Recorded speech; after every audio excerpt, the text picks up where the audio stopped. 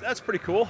You know, I'd rather try to get him a fifth year. That would be better and more enjoyable. But yeah, it's not something that Doug really enjoys, that sort of thing. But you know, I'm glad we're finally able to make it happen, and the schedule would work. That, you know, he's in Milwaukee the night before and in Chicago the night after. So it was perfect, and it'd be great to have him back and celebrate what was a great career.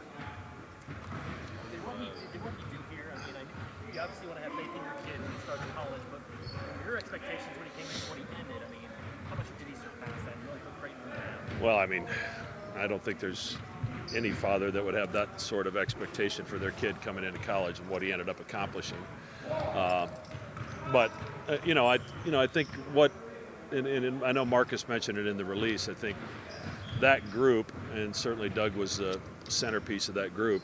It was such an important time in our history, and I think it'll be looked upon many years later as a really critical time because of the change. You know, we're going from the Valley to the Big East overnight, and to have a team that was able to, you know, not only have some success, but, you know, fight for a championship, make it to the Big East final, be a high seed in the NCAA tournament. The timing of that couldn't have been any better, and I think it really allowed us to move this program forward as a result of what that team did, and certainly Doug was a huge part of that.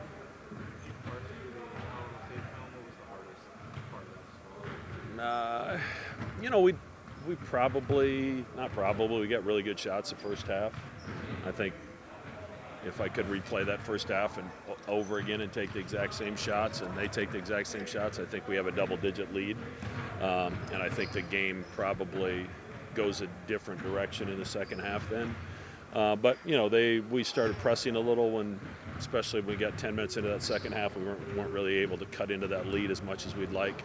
And I think we got a little fatigued at that point too. But, you know, we're going to have to be a team that's going to make jump shots. That's just the reality of who we are. And we've shown that we can do that at a high level. And unfortunately, it's a game of basketball, and Lakers got beat by 40 last night, so it happens.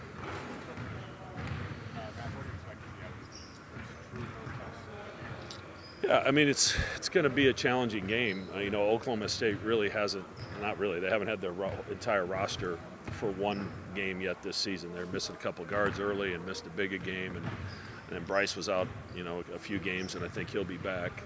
You know, this is a team, if they were healthy from the jump, they'd be 6-0, and everybody would be talking about how good they are. But they've had to deal with some injuries and some guys out of the lineup, and now that they're back, I think we're going to have to play a heck of a game.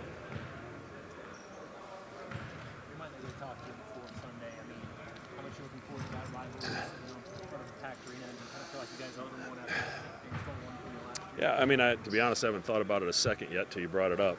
Oklahoma State's been all of our focus, but yeah, I mean, it's a great for the state. You know, especially I think this is Fred's best team. I've just seen him a little bit on TV on the side a few times, and you know, I think this is his best group and most consistent group on both ends of the floor, and as a result, they've played some really good basketball. So, you know, they got the best of us last year, and I'm pretty confident our guys will at least be ready to go and put up a pretty good fight. I know that pregame speech Sunday is probably the last thing on your mind, but do you bring up last year? Will you bring up last year? I don't need to.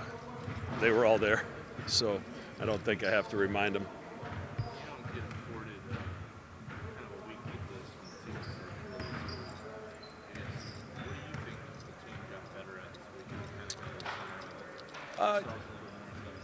Yeah, we needed a day off Friday, but Saturday, Sunday we're good. We got back to some fundamental things, and I think maybe a little bit more teeth to what we were doing, a little bit more pace offensively, especially when things get bogged down a little bit.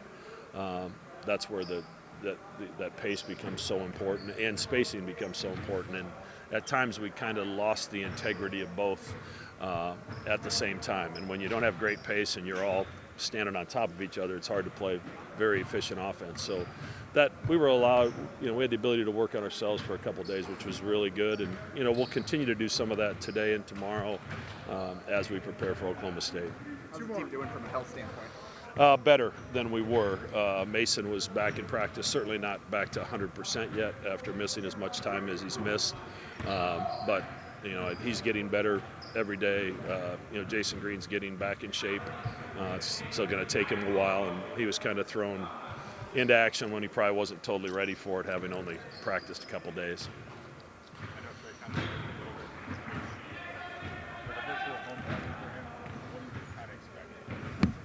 I expect he'll bounce back. He's had 2 really good days of practice, and he hasn't had many days like that in his career. So you have to learn to deal with it a little bit as well.